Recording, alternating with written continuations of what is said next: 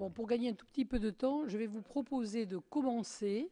Je vais faire le formalisme, là, le propos liminaire de la présidente, mais c'est un passage obligé, j'en suis désolée. Donc, mes chers collègues, nous reprenons donc aujourd'hui nos travaux avec l'audition de M. Philippe de la Doucette, président de la Commission de régulation de l'énergie, la Commission ayant souhaité procéder à une revue exhaustive de toutes les autorités administratives indépendantes et des autorités publiques indépendantes. Un questionnaire détaillé a été adressé à toutes ces institutions par notre rapporteur Jacques Mézard. La Commission de régulation de l'énergie a été créée en 2000 par la loi relative à la modernisation et au développement du service public de l'électricité. Selon le Code de l'énergie, la CRE concourt au bon fonctionnement des marchés de l'électricité et du gaz naturel au bénéfice des consommateurs finals. Et à ce titre, elle veille en particulier à ce que les conditions d'accès au réseau de transport, de distribution d'électricité et de gaz naturel n'entravent pas le développement de la concurrence. En outre, elle surveille les transactions effectuées entre fournisseurs, négociants et producteurs et surveille la cohérence des offres, comme la loi le permet. Donc votre audition fera l'objet d'un compte-rendu publié dans le compte-rendu détaillé des réunions des commissions, qui est diffusé en version papier et sur le site Internet du Sénat. Par ailleurs, votre audition est ouverte au public et à la presse et fait l'objet d'une captation vidéo. Donc, avant de vous passer la parole, le formalisme des commissions d'enquête me conduit à vous demander de prêter serment. Je suis également tenu de vous demander de vous indiquer que tout faux témoignage devant notre commission est passible ou serait passible des peines prévues aux articles 434-13 et 434-15 du Code pénal. Alors, je vais vous demander de nous dire de qui vous êtes accompagné et si ces personnes sont susceptibles de prendre la parole. Auquel cas, je leur demanderai également de prêter serment. Madame la Présidente, je suis accompagné par Jean-Yves Ollier, qui est le directeur général de la CRE, et qui est éventuellement susceptible de prendre la parole si c'était nécessaire. Donc, on va lui faire prêter serment. Voilà. Francis Seguel, qui est directeur adjoint et qui normalement ne devrait pas prendre la parole, Anne Monteil, qui s'occupe de la communication, qui ne devrait pas prendre la parole, et Sophie Peterizé, qui est la DRH, qui ne devrait pas non plus prendre la parole. Donc vous êtes tous les deux voilà, à vouloir prêter serment. Nous accueillons notre rapporteur qui nous rejoint. Donc en conséquence, je vous invite à prêter serment, de dire toute la vérité, rien que la vérité. Vous allez l'un après l'autre dire, lever la main droite et dire « je le jure ». Je le jure. Je vous en remercie. Donc, selon l'usage habituel, je vous propose de nous faire part donc, de vos observations. On a dit durant une dizaine de minutes. Après quoi, donc, notre rapporteur Jacques Mézard et les membres de la commission qui le souhaitent pourront vous poser des questions. Vous avez la parole. Merci Madame la Présidente, Monsieur le rapporteur, Mesdames et Messieurs les sénateurs. Madame la Présidente, vous avez déjà fait une présentation de la CRE, ce qui va me permettre de sauter quelques passages de mon exposé. Vous avez dit qu'elle a été créée en 2000, ce qui était tout à fait exact. J'ajouterai simplement une chose dans cet aspect important de la création de la Commission de régulation de l'énergie, c'est qu'elle n'est pas seule en Europe, puisque c'est une obligation européenne d'avoir une commission de régulation de l'énergie dans chacun des pays. Et nous sommes aujourd'hui 28 régulateurs qui sommes membres de l'Association des régulateurs européens, ainsi que membres du conseil d'administration de l'Agence de coopération des régulateurs européens qui ont été créés en 2010. Vous l'avez rappelé, sa mission générale est de concourir au bon fonctionnement des marchés de l'électricité et du gaz naturel au bénéfice des consommateurs finals. Et le Code de l'énergie précise que cette mission est exercée en cohérence avec les objectifs de la politique énergétique, notamment la réduction des émissions de gaz à effet de serre, de maîtrise de la demande d'énergie et de développement de la production d'énergie renouvelable. L'ouverture des marchés de l'énergie, qui s'est déroulée entre 2000, 2003, 2004 et 2007, repose essentiellement sur la séparation des activités de gestion des réseaux de transport et de distribution, qui sont des monopoles naturels, d'une part, et de production et de fourniture, qui sont ouverts à la concurrence. À ce titre, la première mission de la Commission de régulation de l'énergie a été la régulation des réseaux. Elle veille à l'absence de discrimination dans l'accès au réseau en examinant les contrats entre leurs gestionnaires et les utilisateurs. Elle participe activement aussi à la construction du marché européen de l'énergie, notamment au travers du travail sur les réseaux, notamment au travers du couplage du marché en électricité Et désormais, à la finalisation de la rédaction des codes de réseau en gaz et en électricité qui sont destinés à fluidifier les échanges d'énergie en précisant les conditions d'accès et de gestion des réseaux de transport d'énergie européens dans l'ensemble de l'Europe avec des codes donc communs. Je passe sur les missions sur lesquelles on reviendra peut-être tout à l'heure, qui sont l'approbation des plans d'investissement des gestionnaires de réseaux de transport, des codes de bonne conduite. Je pense qu'on pourra l'aborder dans les questions. Le second rôle des missions de la CRE est la régulation des marchés de production et de fourniture. À ce titre, elle surveille les transactions sur les marchés de gros d'électricité, de gaz naturel, mais aussi des quotas de CO2 en coopération avec l'AMF depuis la loi de régulation bancaire et financière de 2010. Elle est aussi un membre actif au niveau européen de ce que l'on appelle aujourd'hui REMIT, qui porte sur la surveillance des marchés au niveau européen. Et ce sont désormais des missions qui sont très coordonnées avec l'ACER. S'agissant des marchés de détail, la Commission de régulation de l'énergie exerce une mission de surveillance des transactions et des offres. En particulier, elle veille à la cohérence avec les contraintes économiques et leur transparence. En ce qui concerne le gaz, le décret du 16 mai 2013 lui donne compétence d'effectuer chaque année une analyse approfondie de l'ensemble des coûts de chacun des 25 opérateurs historiques et de s'assurer de la bonne application de la formule tarifaire et sa correcte répercussion sur les tarifs. L'essentiel du travail porte quand même sur le GDF Suez. Et lorsque le gouvernement nous a demandé de le faire pour l'ensemble des autres, qui sont les ELD, nous avions donné un avis disant que nous ne pourrions pas ou nous n'arriverions pas à le faire compte tenu de nos moyens. Finalement, nous l'avons fait de façon réduite. Pour les tarifs réglementés de vente d'électricité, elle émet un avis sur les propositions d'évolution proposées par le gouvernement. Mais à partir de 2016, et en application de la loi NOM, la CRE proposera au gouvernement les tarifs réglementés de vente, et ça commencera à partir du 1er janvier. Elle a par ailleurs d'ores et déjà mis en application la méthode de construction des tarifs d'électricité par empilement, qui sont l'application de la loi NOM par anticipation, et elle joue également un rôle déterminant dans la mise en œuvre du dispositif d'accès régulé des concurrents d'EDF à l'énergie nucléaire historique, dit en acronyme ARENH. Elle doit en fixer le prix dès que ces modalités de calcul seront déterminées par un décret qui, pour l'instant, est en discussion entre le gouvernement français et la Commission européenne. L'ensemble de ces responsabilités sur les tarifs de vente porte sur un montant de l'ordre de 15 milliards d'euros. Enfin, c'est la CRE qui calcule le montant des charges de service public qui pèsent sur EDF et donne un avis sur la contribution qui doit les couvrir, qui aujourd'hui s'élève à 6 milliards 200 millions d'euros.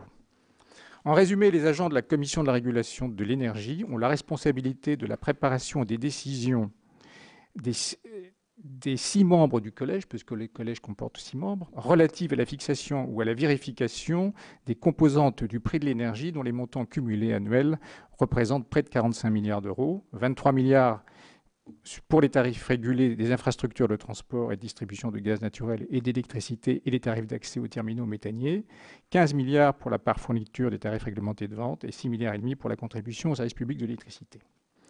Enfin, l'activité de la CRE liée aux énergies renouvelables s'est énormément développée depuis 2011. Elle émet un avis sur les projets d'arrêté qui fixent les tarifs de rachat, mais surtout elle gère les appels d'offres qui sont devenus le mode principal d'attribution de l'obligation d'achat. Le recours aux appels d'offres a, depuis 2011, triplé. En 2014, la CRE instruit 2000 dossiers de candidature. Cette année, dans le cadre du dernier appel d'offres, 600 dossiers ont été déposés. Le rôle de la CRE a donc pris une ampleur considérable et cette tendance devrait s'accentuer. Dans les lignes directrices sur les aides d'État adoptées en 2014, la Commission européenne a défini le recours aux appels d'offres comme le mécanisme de droit commun du soutien aux énergies renouvelables. De plus, les objectifs ambitieux de la loi de transition énergétique pour le développement des différentes filières d'énergie renouvelable renforceront aussi l'activité de la CRE dans ce domaine. Par ailleurs, le projet de loi accroît également ses missions, notamment sur la CSPE, le développement des réseaux intelligents, le stockage de gaz et l'énergie dans les collectivités d'outre-mer. La CRE accompagne l'exercice de ses missions d'une exigence toujours accrue de transparence. À cet effet, elle recueille régulièrement l'avis des acteurs de marché, Ainsi, elle organise des auditions, des consultations publiques sur des sujets aussi variés que la création d'une place de marché du gaz unique en France en 2018 ou sur des méthodologies d'appréciation sur le couplage de marché fondés sur les flux et leur mise en œuvre dans les régions de centre-ouest de l'Europe. Elle publie des rapports de nature à éclairer les parties prenantes sur les enjeux financiers du secteur de l'énergie, sur les tarifs réglementés de gaz, sur les tarifs réglementés d'électricité, sur la CSPE, sur le coût des énergies renouvelables. Elle met en œuvre également des groupes de concertation tels que ceux qui ont travaillé sur la fin des tarifs réglementés d'électricité et de gaz naturel pour les professionnels. Et à cet égard, je peux dire que nous pallions peut-être l'absence de communication du gouvernement sur la fin des tarifs réglementés de gaz et d'électricité qui ont lieu en ce moment pour le gaz et le 1er janvier pour ce qui reste du gaz et de l'électricité, en ce qui concerne en tout cas le secteur professionnel, puisque j'ai dû adresser une lettre à 10 000 personnes, enfin 10 000 abonnés au gaz, pour leur rappeler qu'ils étaient dans une période où la transition qui avait été accordée était terminée et que s'ils n'avaient pas choisi un opérateur au 1er octobre prochain, leur facture augmenterait de 20%. Quelques chiffres pour illustrer le travail de la CRE en 2014. 82 jours de commission, 243 délibérations, soit une augmentation de 34% par rapport à 2013. 98 auditions des acteurs du secteur de l'énergie, soit une augmentation de 40% par rapport à 2013. 22 consultations publiques, 90 réunions de concertation. Les arbitrages budgétaires successifs depuis 2010 ont fortement réduit les effectifs de la CRE qui sont passés de 131 emplois à temps plein, dont 3 commissaires, à 130 en 2014, dont 6 commissaires, et 124 en 2015, toujours avec 6 commissaires. D'après les derniers arbitrages de juillet 2014 du ministre du redressement productif, cette réduction devrait se poursuivre en 2016 avec 119 emplois et 115 en 2007, toujours avec 6 commissaires. La CRE pourrait subir ainsi une baisse de 15% de ses effectifs. Depuis sa création, la CRE n'a jamais atteint le nombre d'emplois qui lui sont nécessaires, contrairement à ses homologues européens dont les effectifs ont partout été adaptés à l'évolution de leur mission et sont à ce titre très supérieurs à ceux de la CRE, plus de 700 pour le Royaume-Uni, plus de entre 2 et 300 pour les autres grands pays tels que l'Allemagne, l'Espagne, l'Italie et quelques autres. Aujourd'hui, la CRE a épuisé ses marges de redéploiement. À ce titre, elle a strictement réduit ses fonctions support au profit des fonctions opérationnelles de régulation. Et dans ce cadre, elle a réorganisé et fusionné les directions chargées de la régulation des réseaux d'électricité et des infrastructures de gaz au 1er janvier 2015. Face à l'ampleur des tâches que lui confèrent les règlements européens et la loi, l'organisation de la CRE est sous tension. La CRE constate depuis 2010 une dégradation continue des conditions et délais d'exercice de ses missions. Ainsi, les missions de la CRE se sont accumulées sans aucune prise en compte de leur impact budgétaire. Le délai de rédaction des cahiers des charges des appels d'offres pour les énergies renouvelables est passé de 2 mois à plus de 6 mois. La CRE risque de ne plus être en mesure d'assurer les délais d'instruction des dossiers et de candidature dans un contexte de forte augmentation de la charge liée à cette activité. Les travaux de surveillance des marchés de détail ont été fortement ralentis dans un contexte où la fin des tarifs réglementés de vente impose une vigilance particulière. Ainsi, la CRE n'a pas publié de rapport de surveillance des marchés de détail depuis 18 mois. Le rapport sur les codes de bonne conduite et d'indépendance est publié avec un retard croissant. Par ailleurs, et je tiens à souligner ce que je vais vous dire, la faiblesse des moyens de la CRE peut entraîner aussi un risque juridique sur lequel j'ai personnellement appelé l'attention du Premier ministre, lui demandant à cet effet un budget complémentaire. Cette demande s'inscrit dans le cadre du contentieux sur la CSPE, sur lequel la CRE a reçu près de 55 000 demandes de remboursement, dont 13 000 ont donné lieu à des recours contentieux. Ces contentieux sont liés à la qualification d'aide d'État du soutien à la production éolienne financée par cet impôt. Nous attendons la décision du Conseil d'État dans les semaines à venir. Le ministère de l'Écologie, du Développement durable et de l'Énergie, également destinataire de nombreuses demandes, a conclu à la compétence de la CRE en matière de recouvrement et de contentieux de cet impôt, dans l'éventualité qui ne peut être exclue d'une condamnation de l'État à rembourser cette taxe aux intéressés. J'ai donc demandé au gouvernement un effectif complémentaire de 66 à 192 ETP, selon les délais de 1 à 3 ans envisagés pour le traitement des dossiers. Voilà, Madame la Présidente, Monsieur le rapporteur, mon propos introductif et je suis prêt à répondre à toutes les questions que vous voudrez bien me poser. Merci beaucoup, Monsieur le Président. Et je passe la parole sans plus attendre à notre rapporteur.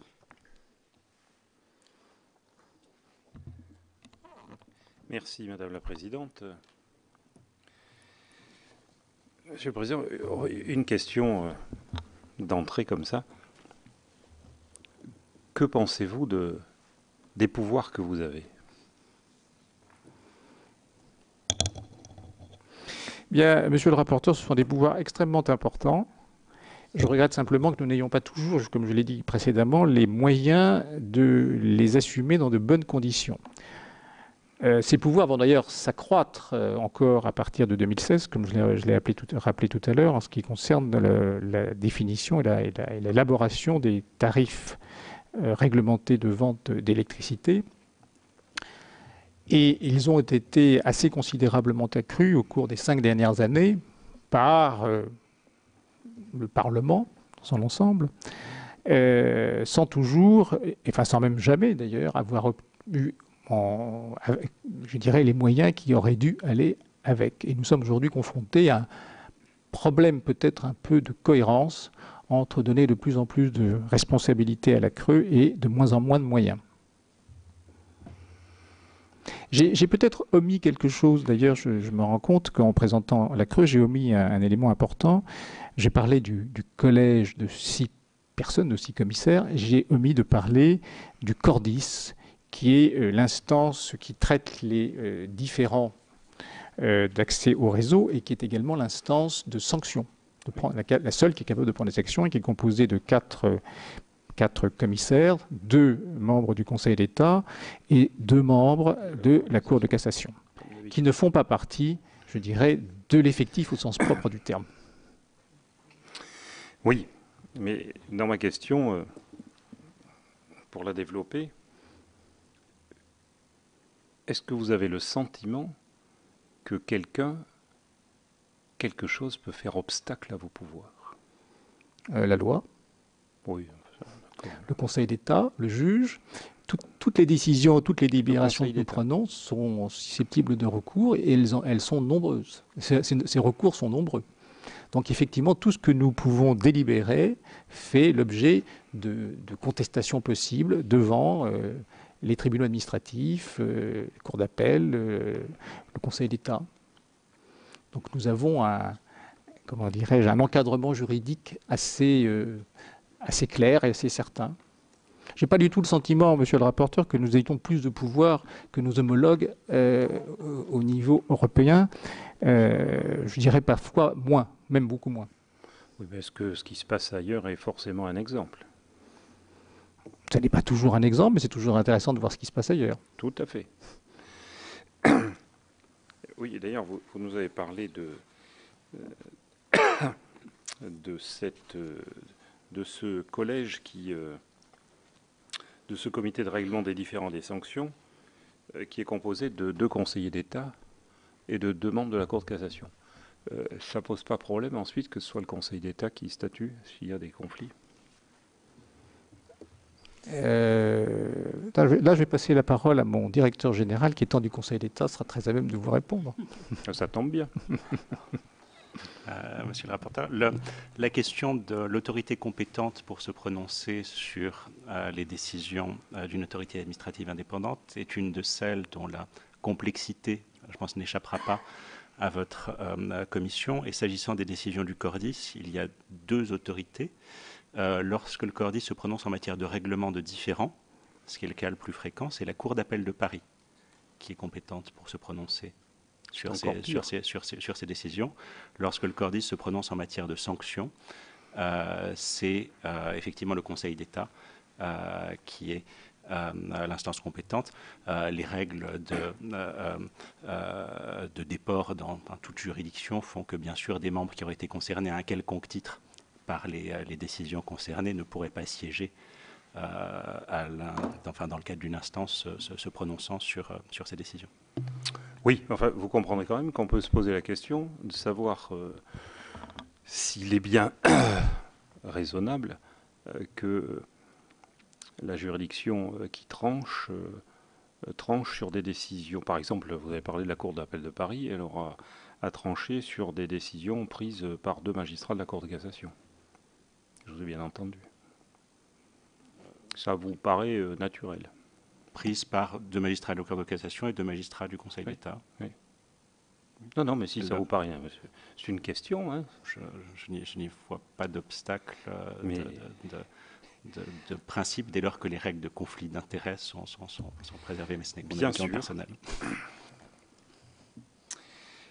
Monsieur le Président, le collège,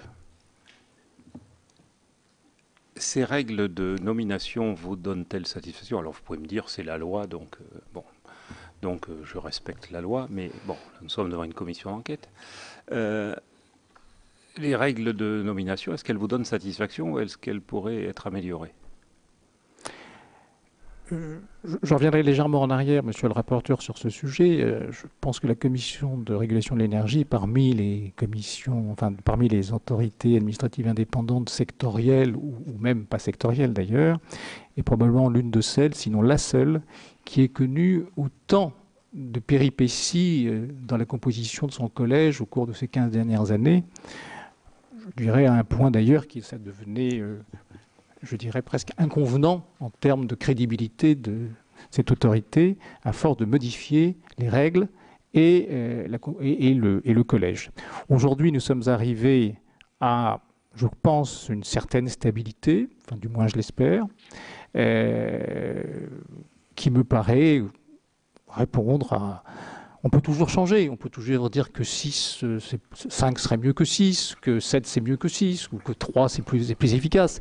Mais les règles de désignation telles sont aujourd'hui me paraissent satisfaisantes, et le collège aujourd'hui représente une diversité de parcours professionnels, d'expériences, et même je dirais de convictions qui représentent assez bien la société française. Oui, c'est une réponse très diplomatique, Monsieur le Président, mais vous nous avez dit qu'il y avait eu quand même un certain nombre de difficultés. Vous pouvez revenir là-dessus? Oui, je peux vous dire, c'est que lorsqu'on a voulu changer le collège plusieurs fois, c'était en général à l'initiative des parlementaires qui avaient une difficulté à accepter que la Commission de régulation de l'énergie prône la concurrence dans le domaine de l'énergie. Et le réflexe qui était celui des parlementaires était celui de trouver la bonne formule du collège qui permettrait de garder un certain équilibre dans le système français. Sauf que ce n'est pas exactement ce que souhaite la Commission européenne, et nous travaillons selon les directives de la Commission européenne. Donc finalement, les différents collèges tels qu'ils ont été constitués ont finalement, malgré tout, gardé une cohérence de pensée depuis le début. C'était peut-être moins diplomatique, monsieur le rapporteur. Mais je n'en attendais pas moins de vous, monsieur le Président. Vous ne trouvez pas que les nominations, et là vous n'y êtes pour rien, sont un peu politiques? Oui, ça dépend de ce qu'on appelle politique. Ouais. Ce sont pas, il n'y a pas de... Par rapport à l'expérience. Écoutez, politique, moi je n'ai pas dans le collège de souvenir d'avoir... beaucoup d'hommes politiques. Il y en a eu un qui venait du Sénat, qui avait démissionné de son poste, qui était Michel Thiollière, qui avait démissionné de son poste et qui a été un excellent commissaire. Il a même été si bon commissaire qu'il a été vice-président de l'association des régulateurs européens et président des régulateurs méditerranéens également. Bon. Les CV ne me paraissent pas correspondre tout à fait à cette appréciation. Mais bon, vous les trouvez très politiques? Vous les trouvez très politiques? Oh bah oui, en fonction de l'autorité proposant les désignations, je ne suis pas surpris, mais bon, ça peut être aussi le problème de la composition des collèges et de leur mode de désignation. Aujourd'hui, il fut une période où le Parlement, enfin le Sénat a désigné 2 membres, l'Assemblée nationale 2 membres, le Conseil économique et social 1 membre, et le reste était désigné par le gouvernement sur un décret du président de la République. Est-ce que c'était plus satisfaisant ou moins satisfaisant? Mais je n'ai pas dit que c'était plus satisfaisant, Monsieur le Président. Je vous parle de la situation actuelle. Honnêtement, je ne porte pas de jugement là-dessus parce que c'est pas vraiment un ressenti très fort d'avoir des nominations politiques au sein de cette instance. Je ne dis pas que chacun n'a pas un parcours, a fait quelque chose, mais d'abord relativement peu en politique. Il y en a quelques-uns, mais pas beaucoup. Bon, vous n'êtes que 6, alors bon. Pardon ? Vous n'êtes que 6. Nous sommes que 6, Donc, dont 3 femmes, parce que je ne l'ai pas précisé, mais maintenant la loi précise la péréquation. Et les 3 femmes qui... Monsieur le Président. C'est un vieux réflexe sur les tarifs, pardon. Pas péréquation, vous avez raison. Mais parité et les expériences des uns et des autres me paraît effectivement refléter assez bien ce qu'on peut attendre d'un collège qui prend des décisions qui touchent directement la vie de nos concitoyens. On est en face d'une question qui est habituelle et la solution est difficile à trouver. Quand il y a une expérience professionnelle antérieure, est-ce que les membres du collège peuvent se détacher de l'expérience professionnelle antérieure? Ça dépend quel est le sens de votre question. Est-ce que se détacher au sens, je dirais, intellectuel du terme, ou bien se détacher, ne pas participer aux délibérations pendant une certaine période, qui serait une forme de viduité. Alors sur la deuxième partie, oui, quand quelqu'un vient d'une entreprise qui est dans le domaine de l'énergie, il ne participe pas pendant 6 mois aux délibérations qui concernent cette entreprise. Pour le reste, si c'est plus intellectuel, je pense qu'au fil des ans, vous vous détachez un peu. Au début, certainement pas, mais comme les mandats durent 6 ans, ça vous laisse le temps de vous détacher, de prendre un peu de recul. Mais il y a des choses qui restent vraies, il y a des attachements incontestables. Et vous pensez que c'est une bonne chose ? Il y a 2 solutions. Ou bien vous prenez des gens qui n'ont aucune expérience dans le secteur dans lequel vous travaillez, ce qui est une manière de dire qu'ils sont totalement indépendants et n'ont donc aucune attache, ce qui peut poser un problème de connaissance du secteur, et parfois, à ce moment-là, dans des sujets vraiment extraordinairement technique. C'est un peu gênant d'avoir une majorité ou une totalité d'un collège qui ne connaît pas du tout le secteur. Mais c'est peut-être un choix, on peut avoir ce choix-là. Je trouve que d'avoir quand même quelques expériences des secteurs nous fait gagner du temps pour appréhender les sujets et permet d'avoir une vision qui n'est pas nécessairement partiale.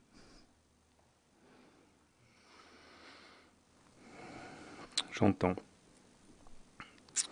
Nous l'avons dit, vous avez des pouvoirs qui sont étendus. Comment votre action est-elle perçue par les organismes régulés et d'autre part par l'État ? Par les organismes régulés, enfin les entreprises régulées, ça dépend des sujets. Il y a des sujets sur lesquels ils sont très contents de ce que l'on peut dire, notamment EDF n'est pas mécontent quand on défend les mouvements tarifaires qui doivent refléter la loi. On peut toujours considérer, et certains le considèrent, que lorsqu'on fait un tarif d'accès au réseau, on aurait pu mettre des éléments plus favorables en termes de taux de rentabilité du capital. Donc là, c'est des sujets où on est en général moins d'accord. Mais le fait de ne pas être d'accord entre les organismes régulés et son régulateur, enfin, d'avoir des différends, est plutôt un bon signe pour éviter d'être capté. Alors, quant au gouvernement, je ne sais pas, monsieur le rapporteur. Quelles sont vos relations avec le gouvernement ? Quand je dis vos relations, je ne vous demande pas si elles sont bonnes ou mauvaises, mais quels sont vos modes de fonctionnement ? Par essence, nous avons des relations avec le ministère chargé de l'économie d'une part et bien entendu de l'énergie, du développement durable, etc.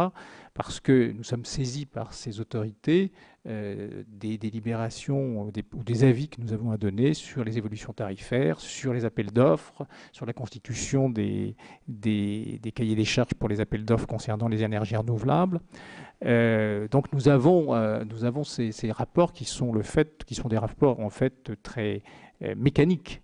Il nous arrive de discuter avec les cabinets ministériels ou avec le cabinet du Premier ministre pour tel ou tel sujet, pour leur donner notre sentiment.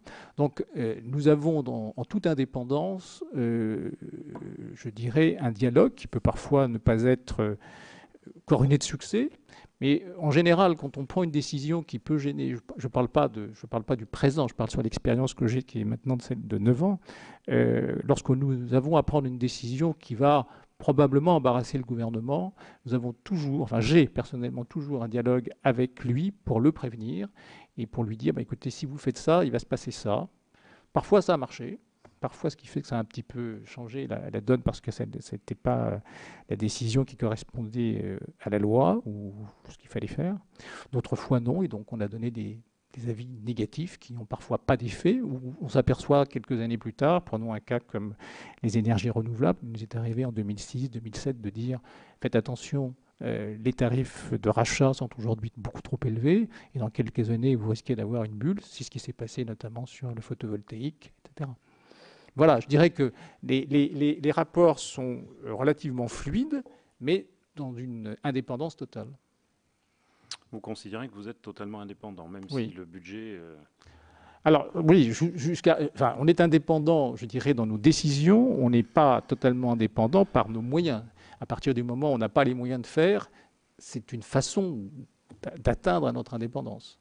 Mais c'est aussi, je dirais, gênant pour le gouvernement si nous ne pouvons pas faire, par exemple, les appels d'offres, pas faire en tout cas convenablement, dans un délai raisonnable, les appels d'offres sur les énergies renouvelables, qui fait partie d'une politique prioritaire pour le gouvernement. Donc certes, ça nous gêne, mais je pense qu'en ce domaine, c'est plus gênant pour le gouvernement que pour nous.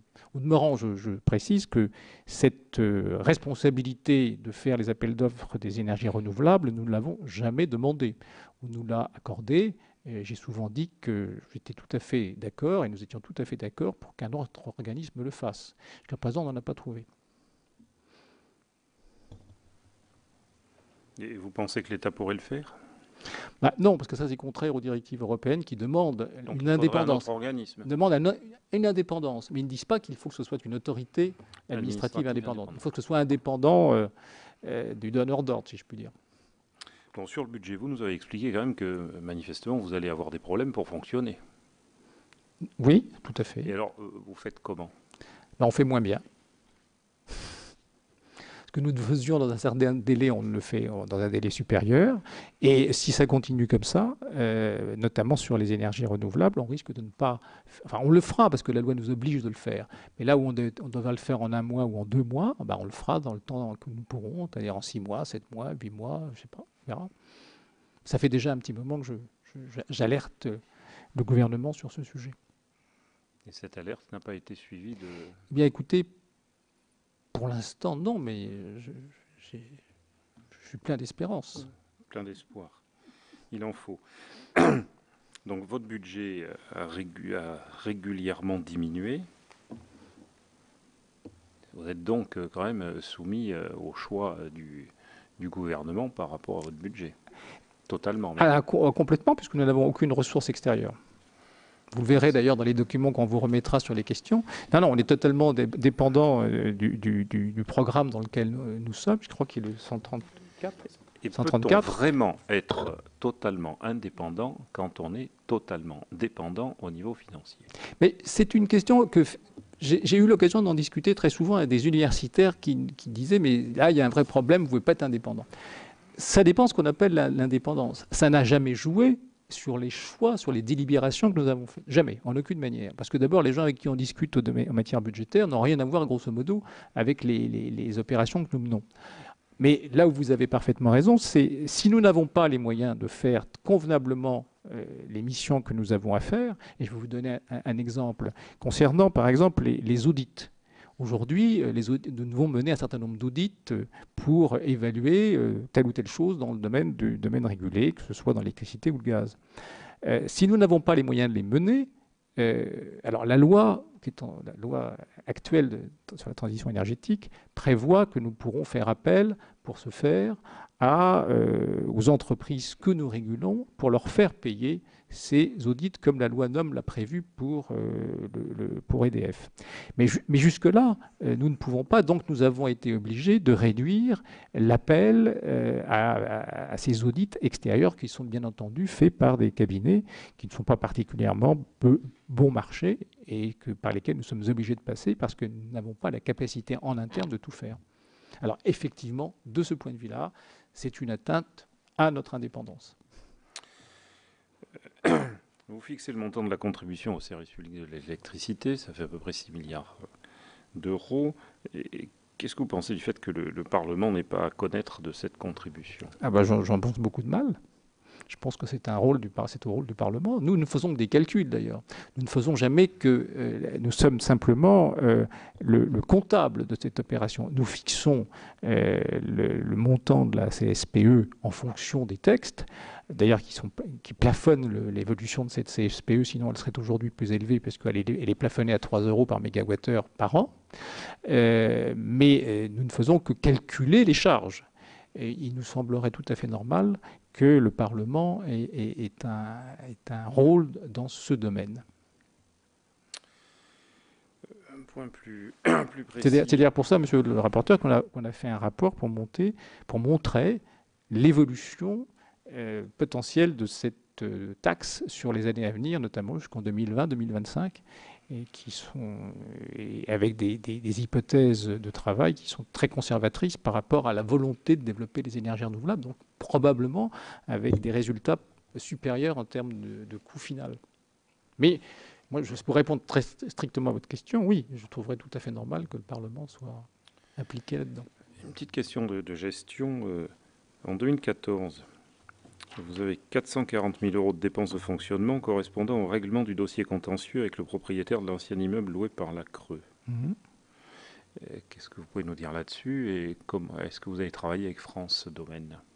Alors, notre déménagement a été fait c'est les auspices de France Domaine lorsqu'on l'a fait en 2010. Il se trouve que nous avons eu un contentieux au départ avec le propriétaire qui nous a reproché de ne pas avoir, signalé en temps utile, c'est là-dessus que nous avions un conflit, notre déménagement. Ce conflit latent a duré un certain nombre d'années. Et à un moment donné, nous avons préféré, plutôt que d'attendre un jugement qui risquait d'être en notre défaveur, transiger et en fait régler la question une fois pour toutes, pour ne pas avoir cette épée de Damoclès, alors qu'à ce moment-là, nous avions les moyens de le faire quand on l'a fait. Moi, il y a quelque chose que je n'ai pas compris. Vous avez été renouvelé dans vos fonctions, Monsieur le Oui, Président. Madame la Présidente. Et j'avais une note, mais qui doit peut-être pas être à jour, me disant que les membres ne pouvaient pas être renouvelés. Et vous avez tout à fait raison. C'est quelque chose d'assez exceptionnel. C'est parce que lorsque la loi NOM a été votée, et il a été prévu que le gouvernement a souhaité refaire une creux en quelque sorte, comme si elle n'existait pas, de repartir de zéro, et donc de refaire un nouveau collège. Mais les parlementaires, les députés notamment, ont voté un amendement qui permettait de reconduire, au choix bien entendu, les membres du collège qui étaient en cours de mandat. Ça, sur le plan de l'indépendance... c'est pas nous qui l'avons voté, ça ce sont les parlementaires. Mais franchement, je me demande là comment on peut définir l'indépendance. Voilà. Enfin, mais ça, c'est un acte vraiment législatif. Peut-être, mais le secrétaire effectivement du gouvernement nous a bien dit que la logique, vous n'êtes pas le seul, hein, oui. Il y en a d'autres, la logique veut que ce soit des mandats qui soient irrévocables et qui ne soient pas renouvelables. Oui. Donc, je voulais le signaler. Irrévocable, certes, mais à ce moment-là, le fait de faire une loi qui la rendait révocable posait également un problème. Voilà. Non, je voulais bien dire qu'il... Oui, je suis d'accord avec vous. Donc, voilà. Alors, cela dit, dans d'autres pays, même s'ils ne sont pas des exemples toujours à suivre, comme le disait monsieur le rapporteur, et au niveau parce qu'il y a quand même une normalisation au niveau des régulateurs européens, pour l'énergie en tout cas, le principe, c'est pas plus de... On l'a fait autrement en France, hein, mais le principe, c'est pas plus de 2 mandats qui durent entre 5 et 7 ans. Donc, on est tout à fait dans la moyenne. J'ai encore 2 petites questions avant de passer la parole à Pierre-Yves. Quand vous avez été créé, est-ce que vous avez eu le sentiment qu'il y a eu des gens qui ont été qui ont été supprimés dans les ministères, etc. Ou est-ce que véritablement votre arrivée en tant qu'autorité administrative indépendante, c'est un étage de plus, moi, c'est quand même le sentiment que j'ai vous avez raison, Madame la Présidente. Moi, j'étais pas là, j'avais une autre fonction à l'époque. Mais à l'époque, lorsqu'on a créé, et contrairement à l'ARCEP d'ailleurs, puisqu'on peut faire des comparaisons, lorsqu'on a créé la Commission de régulation de l'énergie en 2000, elle s'est créée de toutes pièces et on n'a pas pris, sauf peut-être 2 ou 3 personnes, mais on n'a pas démantelé ou enlevé une partie de la DGEC qui a continué sa vie elle-même comme administration d'État auprès du ministre chargé de l'énergie. Et effectivement, alors vous dites c'est deux étages. Oui et non, parce qu'on ne fait pas quand même tout à fait le même métier. Il y a des choses sur lesquelles il peut y avoir des recouvrements, mais pas tellement de notre fait, plutôt du fait de ce qu'il a été resté, ce qu'on fait faire à la DGEC. Mais c'est exact. En vérité, on aurait peut-être pu carrément basculer certaines choses sur la Commission de régulation de l'énergie si on le souhaitait. C'était apparemment pas le souhait des ministres successifs chargés de l'énergie, pour lesquels l'administration de la DGEC reste quand même un outil de travail. Puisque nous sommes indépendants. C'est souvent une différence qu'on peut constater avec l'étranger, parce qu'à l'étranger, oui, il y a des autorités. Tout à fait. Mais justement, ça ne s'est pas passé tout à fait comme ça. Et donc, je voulais essayer de le vérifier sur votre exemple. Et d'ailleurs, pour préciser encore, il y a un autre élément qui souligne un petit peu la différence avec l'administration d'État, c'est que 87%, je crois, ou 88% du personnel de la CRE n'est pas fonctionnaire.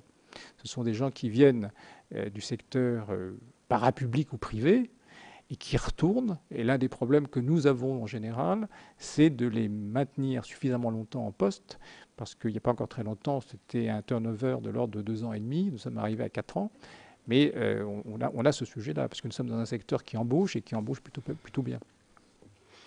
Et ma dernière question, ça sera justement d'essayer de vous faire dire qu'est-ce que, au fond, parce que c'est la vraie question, au fond, qu'est-ce que ça vous apporte vraiment, ce statut d'autorité indépendante ?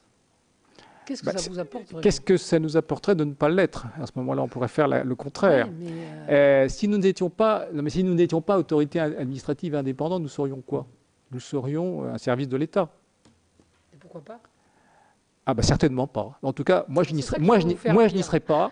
Moi, je n'y serais certainement pas, parce que là, l'indépendance n'existe pas et les avis que nous avons donnés au cours des années ne seraient absolument pas possibles. Vous pouvez pas, l'administration ne peut pas être contre une position de son ministre. C'est absolument impossible. Or, le nombre de fois, enfin, elle peut l'être, mais sans le dire, mais le nombre de fois où nous avons donné des avis négatifs sur les propositions du gouvernement, et qui ont d'ailleurs été souvent sanctionnés par le Conseil d'État par la suite, ne serait-ce que ça montre bien la problématique de ce que serait de ne pas être indépendant, surtout dans un pays qui, dans le domaine de l'énergie, reste l'actionnaire majoritaire, sinon principal, des opérateurs de l'énergie. Donc il y a un conflit d'intérêts absolument total.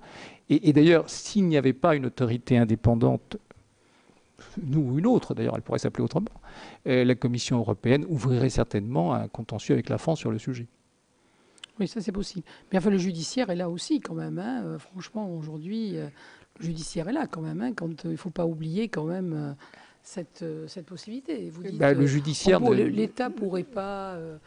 avec la limite, il y a quand même des recours contre les décisions de l'État devant l'institution judiciaire. Hein, voilà. Bon. Oui, mais on peut toujours. Mais enfin, à chaque fois, il faudrait qu'il y ait des recours systématiques. De toute façon, il y a des recours aussi contre vos avis et vos recommandations et vos décisions. C'est dans un autre style d'opération. Et enfin, de toute façon... Enfin, moi, je suis profondément persuadé que la situation serait totalement différente si la CRE n'était pas indépendante. Mais par ailleurs, je dirais que c'est devenu une obligation européenne. Donc la question de ce point de vue-là ne se pose plus. Pierre-Yves. Alors, je vais peut-être poser une question qui ne se pose plus. Est-ce qu'il existe un marché de l'électricité et du gaz en France ? Ou n'est-ce pas plutôt une fiction dont la commission de régulation est chargée de donner une certaine consistance? D'ailleurs, vous l'avez dit vous-même tout à l'heure que les opérateurs sont quand même limités. Donc ça sera ma première question. Et la deuxième, comment est prise en compte, disons, où est-ce que vous, dans vos décisions, notamment s'agissant de la contribution, est pris en compte l'avenir, c'est-à-dire l'indépendance en matière d'approvisionnement du pays, la stratégie, enfin pour assurer l'avenir, enfin etc. Est-ce que dans ce système, il y a des possibilités de prendre en compte autre chose que une situation actuelle qui d'ailleurs présente la particularité de pouvoir bénéficier d'investissements considérables qui ont été faits à une époque antérieure, dont on essaye de se débarrasser, sans peut-être voir ce que ça risque de donner. Donc voilà mes deux questions qui tournent un peu autour du même problème. Monsieur le sénateur, vous avez raison de dire que le marché est aujourd'hui quelque chose qui n'est pas encore extraordinairement développé en France. C'est parfaitement exact. Cela étant, on ne peut pas dire non plus qu'il n'existe pas, puisque vous avez aujourd'hui dans le domaine du gaz 32% des consommateurs qui sont sur le marché, ce qui n'est pas complètement négligeable. Alors en électricité, c'est beaucoup moins, puisqu'on tourne à peu près tout confondu à 11%, mais ça va augmenter mécaniquement à partir du 1er janvier, puisque les tarifs verts et jaunes concernant les professionnels et les grands professionnels dans le domaine de l'électricité vont disparaître, ainsi que dans le domaine du gaz. Donc le marché, il a du mal à exister, mais il a du mal à exister pour des raisons qui sont assez nationales, puisque... Oui. Excusez-moi. Oui, je connais la théorie, mais de fait, vous me parlez de 32% du marché libre dans le gaz, enfin, etc. Ceci dit, j'ai cru comprendre que qu'il a pris un peu d'extension, que parmi les opérateurs, il y a notamment EDF. Ce qui est d'ailleurs assez amusant, puisque pour établir la concurrence, enfin, etc., il fallait séparer les deux opérateurs, enfin, etc. Et puis ils reviennent par là. Bon, comme d'ailleurs la SNCF, paraît-il, veut affréter des avions et inversement Air France des autocars. Bien. Donc, mais de fait, notre approvisionnement en gaz, enfin, on n'est quand même pas à une époque où chaque ville produisait son gaz. Il y a quand même une source d'approvisionnement extrêmement limitée. Et l'idée de tirer des pipelines ou des gazoducs, enfin, etc., ou les conditions d'approvisionnement, c'est pas comme produire des voitures. Alors je ne parle pas de l'électricité. Qui va nous, par exemple, en matière d'électricité, qui va être un opérateur concurrentiel à l'avenir? On a l'impression que... Pardon? DDF, oui. Merci. Et pour l'instant, effectivement, c'est assez limité, puisque de toute façon, si je ne m'abuse, les gouvernements français n'ont jamais envisagé qu'il puisse y avoir un autre opérateur dans le domaine du nucléaire qu'EDF. Ça a failli être le cas à un moment donné, puisque GDF Suez avait demandé à être partie prenante de la construction d'une centrale nucléaire. Mais c'est un choix également des pouvoirs publics. Mais par ailleurs, je pense qu'il faut avoir en tête quand même qu'il y a la production qui est une chose, et tout ce qui est le réseau, c'est-à-dire les tuyaux, comme vous venez de le dire, mais aussi tout ce qui concerne l'électricité et le transport, qui, lui, n'est pas en concurrence, il est régulé par nous. Et de ce point de vue-là, il y a un travail qui a été fait considérable, ce que je disais au début, sur le maillage et les relations au sein de l'Europe pour assurer la plus grande fluidité possible du transport de l'électricité et du transport de gaz. Et donc, il y a une partie seulement, mais une partie quand même, de la sécurité d'approvisionnement en électricité qui dépend des réseaux, et la totalité de l'approvisionnement en gaz dépend des réseaux, mais qui, les deux réseaux sont totalement régulés par le régulateur qui est nous.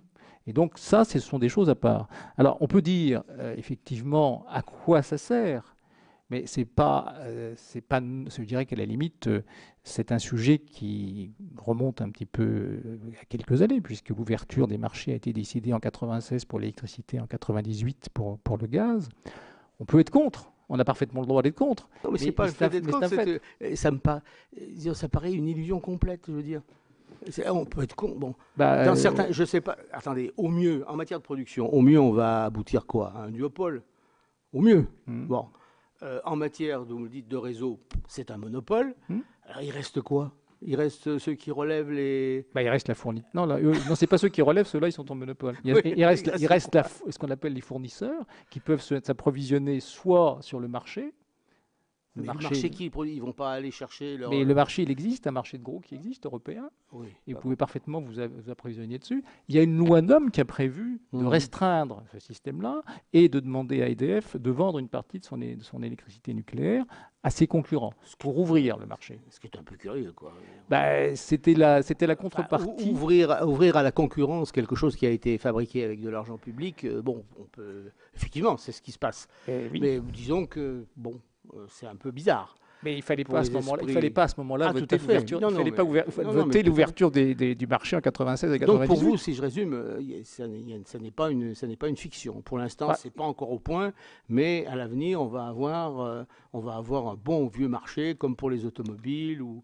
On peut pas vraiment comparer, Monsieur le sénateur, les deux secteurs. C'est vrai ou que les pommes frites. Je pense pas. Non, je pense que ça n'a strictement rien à voir. Mais je pense qu'on va doucement. Avec beaucoup de difficultés, mais on va doucement vers ce qu'on peut appeler un marché intérieur de l'énergie qui permet d'avoir une solidarité et un système de fonctionnement au sein des différents pays. Prenons un exemple. On développe les énergies renouvelables. On développe la production d'énergie renouvelable dans toute l'Europe. On a besoin, de ce point de vue-là, d'avoir un foisonnement possible à travers les réseaux, puisque les heures de pointe en France, en Espagne, en Angleterre, en Allemagne ne sont pas les mêmes. À partir de là, ça a un sens d'avoir de la production d'énergie renouvelable qui permet d'être produite en Europe et à un moment donné, elle sera utile à un autre pays. Alors ça, c'est par exemple... Tout à fait, mais avant 2000, il y avait bien une interconnexion, il y avait bien des échanges, il y avait bien des interventions. Bien sûr, mais il n'y avait pas... Non, vous ne trouvez pas que c'est un peu compliqué quand même comme système? Ah si, c'est très compliqué. Mais vous essayez de faire au mieux. Hein, non, mais c'est très compliqué. C'est un peu compliqué quand même. C'est horriblement compliqué, je suis tout à fait d'accord avec vous. Mais c'est pas parce que c'est compliqué que ça ne marchera pas. Ça marche pas si mal que ça. D'accord. Et pour pas monopoliser la parole, s'agissant de l'avenir, s'agissant d'avoir une vue un peu prospective sur ce qui peut se passer, notamment en termes d'approvisionnement, d'assurer des approvisionnements, soit nationaux, soit européens. Ça dépend. Est-ce qu'il y a un endroit où on pense à ça? Sur le gaz, on y pense énormément au niveau européen parce que c'est une de leurs obsessions actuellement avec les problèmes de la Russie et de l'Ukraine. Et c'est d'ailleurs une des raisons pour lesquelles il y a eu un développement au cours de ces 15 dernières années des terminaux méthaniers pour diversifier l'approvisionnement du gaz qui ne soit pas simplement tributaire de l'approvisionnement par les tuyaux qui viennent notamment de Russie, mais qu'on puisse avoir également du gaz liquéfié, du GNL, qui viennent de différents pays. Donc la multiplication des moyens d'approvisionnement est un élément de la sécurité d'approvisionnement. Est également un élément de sécurité d'approvisionnement le fait d'avoir une solidarité entre les différents pays européens, l'Espagne, la France, l'Allemagne, le Benelux, etc. Quand même, ou c'est une décision des opérateurs qui décident? Non, c'est une décision et politique et des régulateurs. Et des régulateurs. Et des régulateurs. Mais pas des opérateurs. Les opérateurs le font parce que ils sont conscients un peu de la réalité. Ils passent également des commerces. Mais la problématique, je dirais, qui passe par les tuyaux, c'est aujourd'hui, depuis maintenant 3 ans, l'ensemble des opérateurs gestionnaires de réseaux sont obligés de réaliser un plan à 10 ans d'investissement. Et ce plan à 10 ans d'investissement est vu au niveau européen, ce qui permet d'avoir... Le niveau européen n'est pas que la France, l'Allemagne, etc. C'est l'ensemble, y compris les Balkans, y compris les problèmes avec la Russie, et d'avoir une vision générale de la construction de l'ensemble de ces moyens d'acheminement du gaz, qui est un élément important, précisément, de ce que vous avez évoqué comme la sécurité d'approvisionnement. Pour l'électricité, le problème est un peu différent, puisque nous avons des moyens de production assez considérables.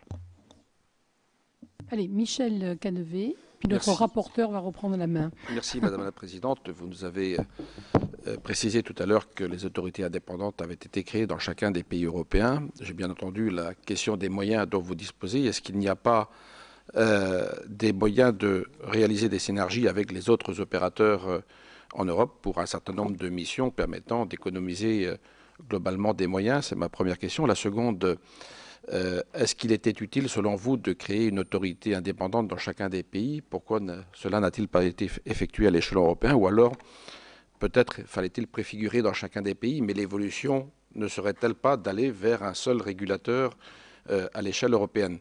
Et une troisième question, il existe à côté de vous ce qu'on appelle le médiateur national de l'énergie. Est-ce que cela existe aussi dans les autres pays européens, premièrement? Deuxièmement, est-ce qu'il n'y aurait pas des synergies à trouver là aussi entre le médiateur national de l'énergie et vous, notamment pour une meilleure efficience peut-être, eu égard notamment au problème des moyens que vous avez évoqué tout à l'heure, et peut-être qu'une partie des réponses pourrait être par le regroupement des deux entités. Est-ce que cela vous semble cohérent?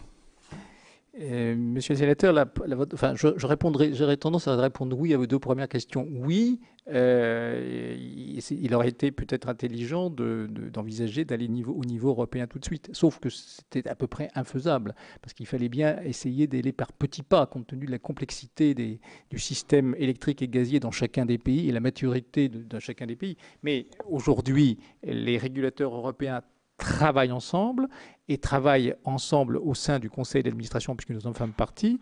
Nous sommes le conseil d'administration de l'agence européenne de régulation de l'énergie, qui s'appelle l'ACER et qui se trouve à Ljubljana. Et effectivement, vous avez raison, il y a des opérations comme par exemple la surveillance des marchés qu'on appelle REMIT, est aujourd'hui une opération qui est menée par vraiment l'autorité de l'ACER, avec laquelle nous sommes en collaboration pour le faire.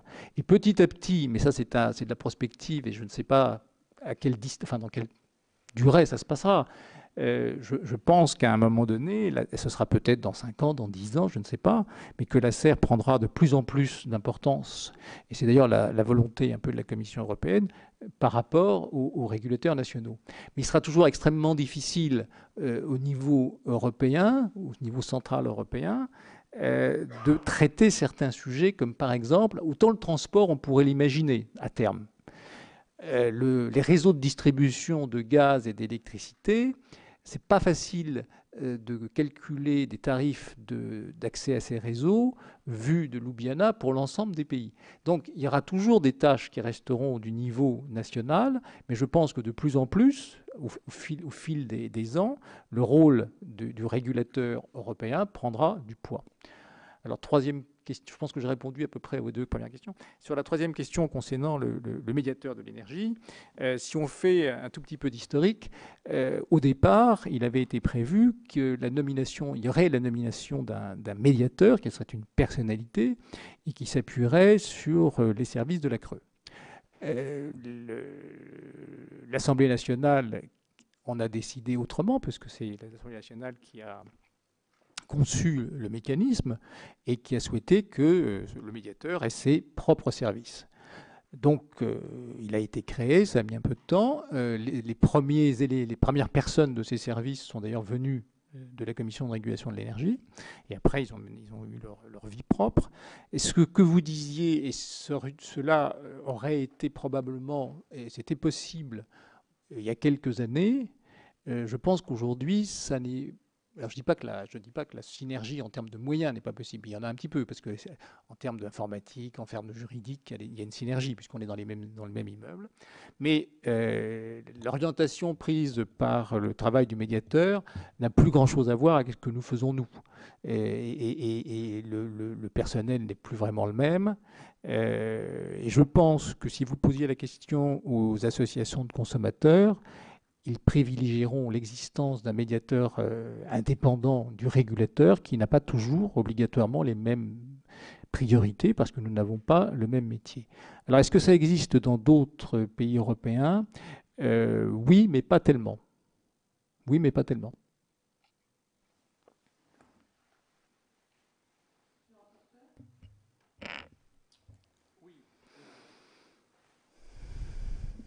Merci Madame la Présidente. Je reviens un peu sur la composition du collège, sur le fonctionnement. Est-il possible à des membres du collège non renouvelables d'ensuite avoir une activité rémunérée dans le domaine de l'énergie?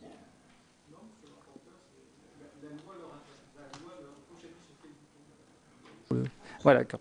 La loi leur interdit pendant 3 ans.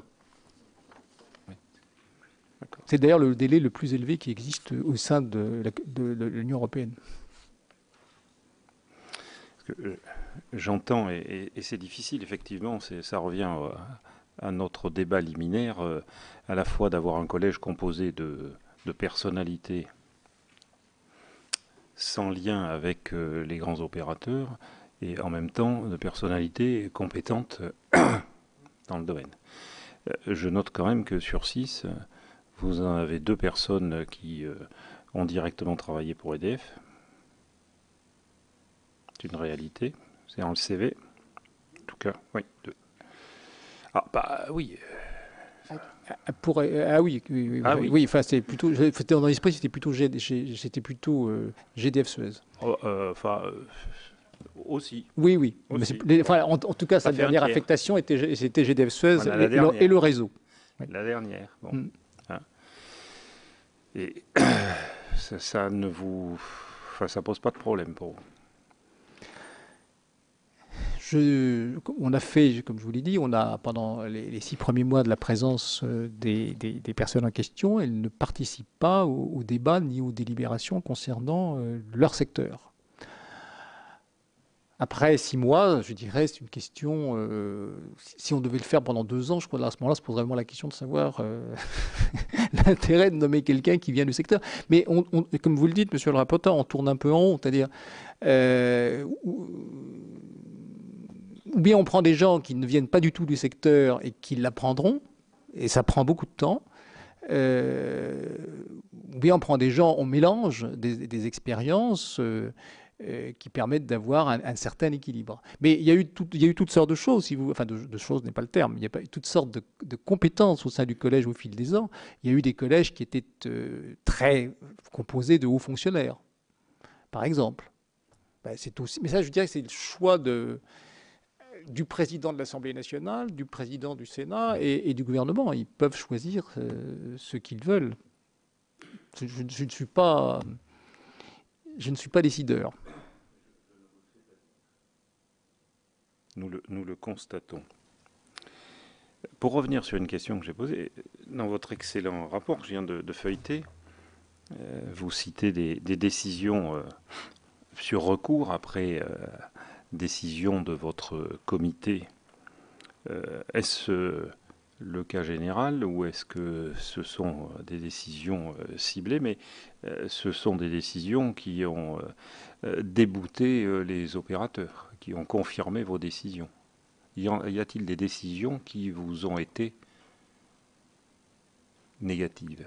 Dans le cas du Cordis, je n'ai pas exactement les statistiques en mémoire, mais je crois qu'il n'y a pas plus d'1 ou 2 décisions défavorables. Mais ces chiffres demanderaient à être vérifiés et confirmés sur une 50aine de recours. Vous voyez que ma question initiale n'était pas sans objet. Ça peut être, enfin, j'ai tendance à le considérer comme un indice de la qualité de nos décisions. Oui, et d'autre part, on peut observer que la configuration que vous évoquez se produit pour plusieurs dizaines d'autorités administratives. Et je vous remercie de le dire. Je vous remercie de le dire. C'est aussi un élément extrêmement intéressant. Bon, tout à fait. Il va nous falloir conclure, monsieur le rapporteur. Oui. Écoutez, simplement, alors plus techniquement, bon, parce que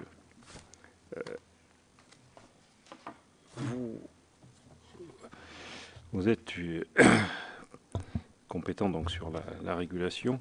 Je vois que dans votre rapport, vous insistez beaucoup sur votre action concernant les smart grids, ce qui me paraît un domaine extrêmement important pour l'économie du pays. Mais est-ce que c'est à vous vraiment de le faire? Pardon, monsieur le rapporteur, mais je vous ai un peu... Je croyais que la prochaine audition était à 15 heures. En fait, elle est à 15h30, donc vous pouvez encore sévir. Pardon, monsieur le Président, mais je suis désolée. Je ne sévis pas. Mais c'est vrai que je croyais que c'était à important. 15 heures, et voilà. Donc, nous avons encore le temps.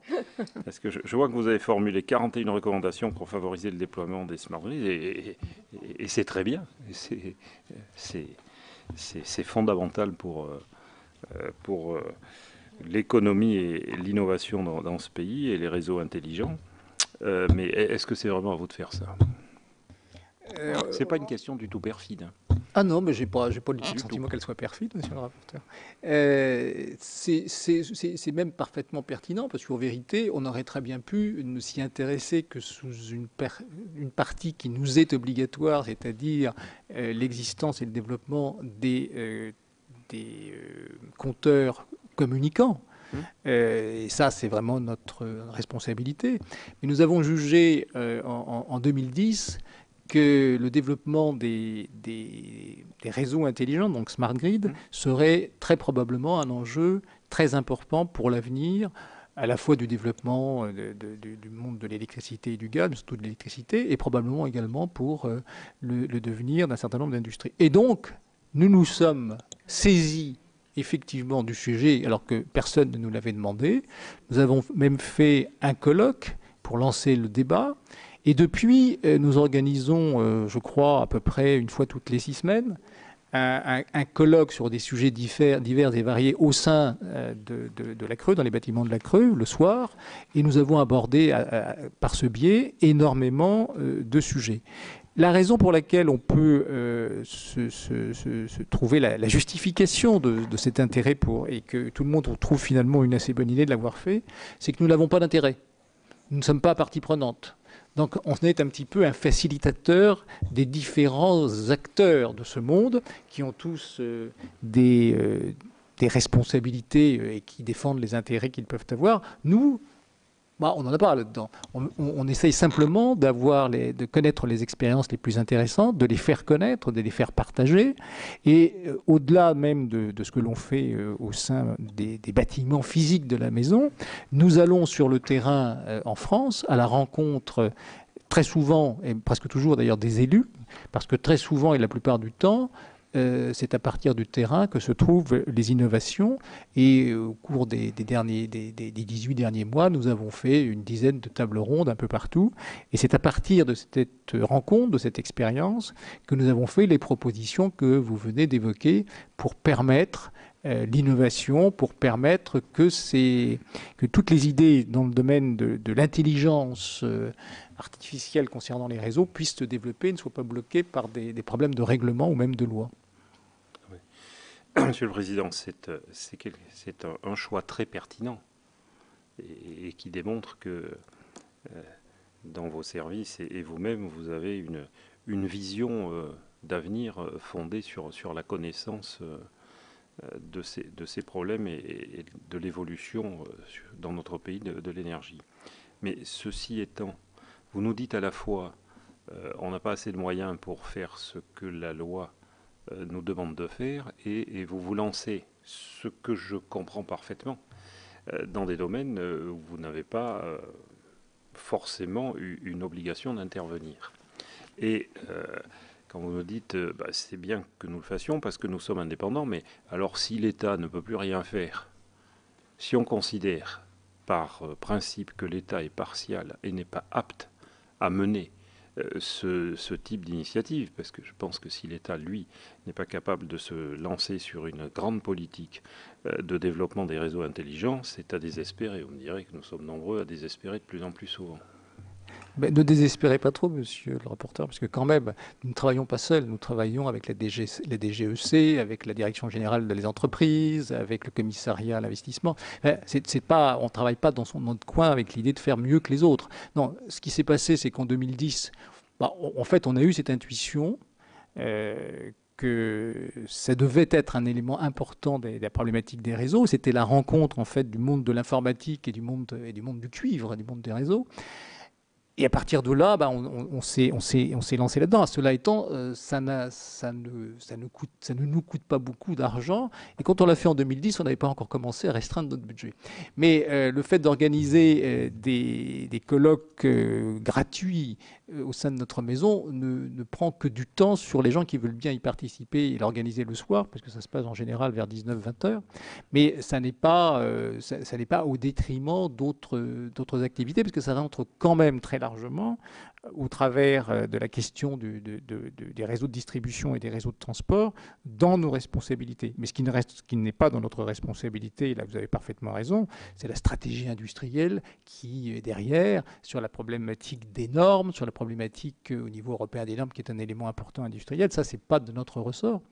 Mais le fait d'avoir cette plateforme informatique aussi, un site dédié à ça, a permis à beaucoup d'acteurs de connaître des opérations qu'ils ne connaissaient pas auparavant. Donc on a été un peu un facilitateur. Oui. Même si ce n'est pas véritablement, totalement, vous avez raison, dans nos responsabilités. Bon, moi, il y en a certaines qui ne sont pas très amusantes, celle-là au moins elle l'est. Non, mais elle est plus qu'amusante. Elle est extrêmement intéressante. Enfin, vous n'avez pas fait que faire des colloques. Hein. Vous avez formulé 41 recommandations. Ah oui, bien sûr. Oui, mais ça, c'est un défaut chez nous. On a beaucoup de juristes et des ingénieurs. Donc, vous mettez les deux ensemble, ça produit du texte de proposition. Des recommandations qui ont été suivies des faits sur les smart grids je ne sais plus très bien. Certaines ont été reprises dans la loi de transition énergétique, mais pas la totalité. Hein. De mémoire, il y avait 3 propositions législatives, dont une vise à permettre la réglementation technique des outils de stockage. Celle-ci me semble avoir été reprise. Les autres, qui concernaient le statut du contrat de recharge du véhicule électrique et les services de flexibilité, ne l'ont pas encore été. Il y a d'autre part un certain nombre de propositions opérationnelles qui sont reprises dans des plans d'action des gestionnaires de réseaux de transport et de distribution qui nous ont été présentés au début de cette année. Donc on assure un suivi de propositions qui sont de différents niveaux. Certaines peuvent être des propositions d'évolution normative, d'autres c'est des propositions d'action qui impliquent les gestionnaires de réseau. Bon, c'est bien pour la commission de régulation de l'énergie d'éclairer l'État. Mais je reviens sur les autorités administratives indépendantes, et je vois dans votre rapport, qui apparemment est une mine de questions, et nous ne pouvons que vous remercier il est tout chaud, dit-on, tout frais, donc... Il n'est pas sorti, hein, vous êtes le premier, alors vous êtes les premiers à le recevoir. C'est un vrai bonheur. Si je l'avais eu 3 heures avant, vous n'auriez pas quitté cette salle avant demain. Il y a quelque chose qui est très symptomatique. À la page 53, vous voyez, je feuillette rapidement quand même. Vous dites, la CRE a indéniablement un rôle de veille et de vigilance, ça on l'avait compris, à jouer en prévenant l'autorité de la concurrence dès qu'est détecté un comportement suspect de la part des opérateurs du secteur. Bon. Je l'entends, mais vous ne croyez pas là que les autorités administratives indépendantes, elles sont en train... de faire une araignée. Alors, je ne veux pas vous comparer à Big Brother parce qu'on l'a déjà dépassé ailleurs, mais vous croyez que c'est pas une dérive. J'emploie le mot dérive qui a une mauvaise connotation, mais qu'il n'y a pas des risques à ce maillage, parce que on en est 42 qui sont recensés. Ça fait une création d'une autorité administrative par an. Le jour où vous allez vous lancer dans la démocratie participative entre les autorités administratives indépendantes, que vous allez faire un conseil des autorités administratives indépendantes, je crains que le Parlement devienne un lieu de réunion autour du thé à 16 heures. Mais je pourrais vous répondre assez facilement, je dirais. C'est le Parlement qui a voté cette loi et qui a décidé que ça se passait comme ça. Et donc je suis obligé, lorsque nous détections, si nous détections un comportement susceptibles de porter atteinte à la concurrence, de saisir l'autorité de la concurrence. Mais ce n'est pas une idée que les autorités indépendantes ont inventée. C'est quelque chose que vous avez voté, si je puis dire. C'est vous qui l'avez voulu.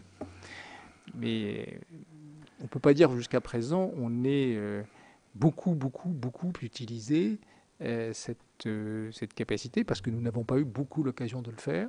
D'ailleurs, ça nous a été très légèrement reproché par la Cour des comptes, estimant qu'on pourrait faire plus.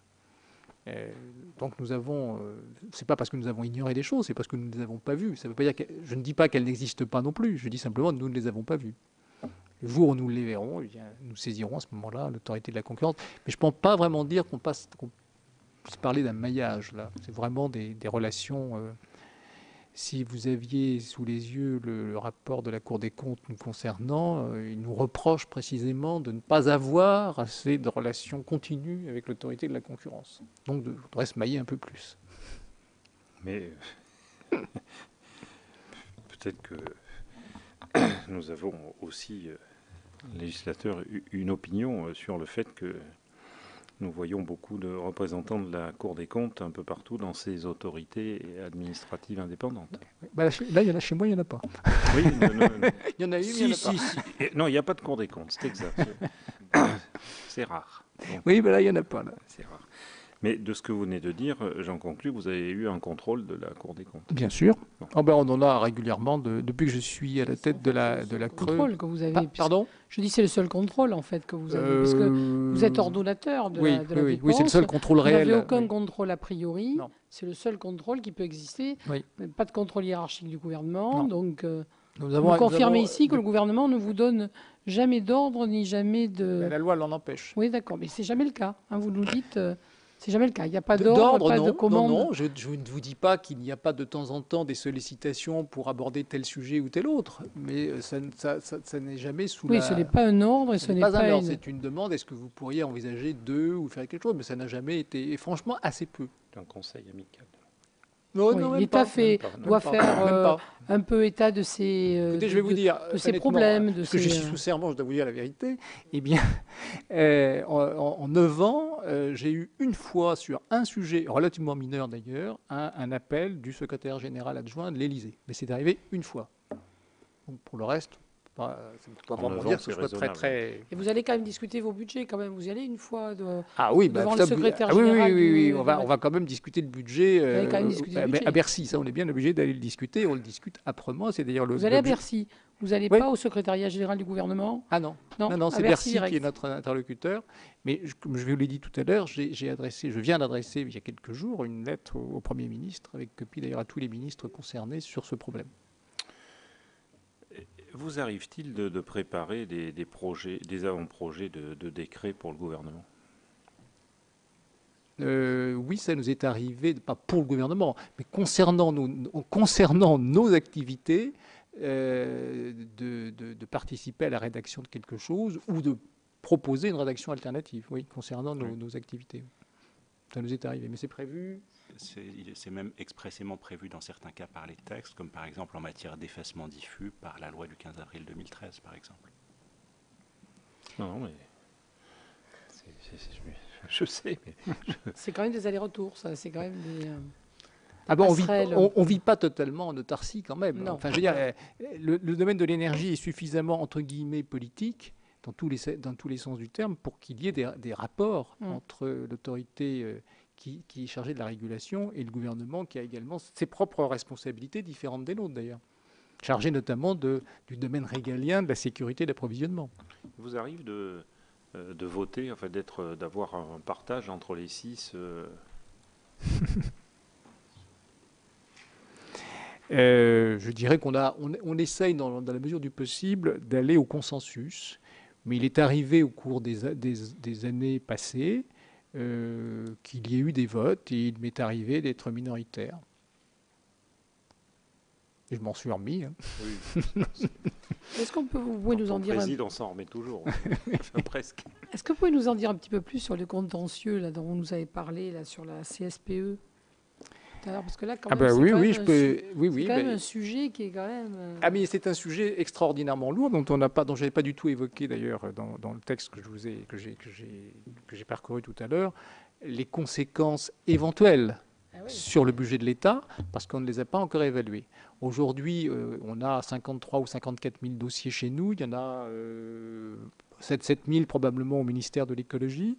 Si le Conseil d'État, mais je ne sais pas, parce que le Conseil d'État peut décider quelque chose d'autre, mais si jamais le Conseil d'État allait dans le sens qu'il est nécessaire de rembourser la CSPE, je ne sais pas quelles seront les réactions d'autres personnes qui pourraient être concernées, et à ce moment-là, c'est pas 53 000 ou 58 000, c'est beaucoup, beaucoup, beaucoup potentiel. Et je n'ai aucune idée aujourd'hui de ce que ça peut donner en termes d'impact budgétaire sur le budget de Et comment les l'État. dossiers arrivent chez vous? Parce que... Par la alors, poste. non, ça je vous crois.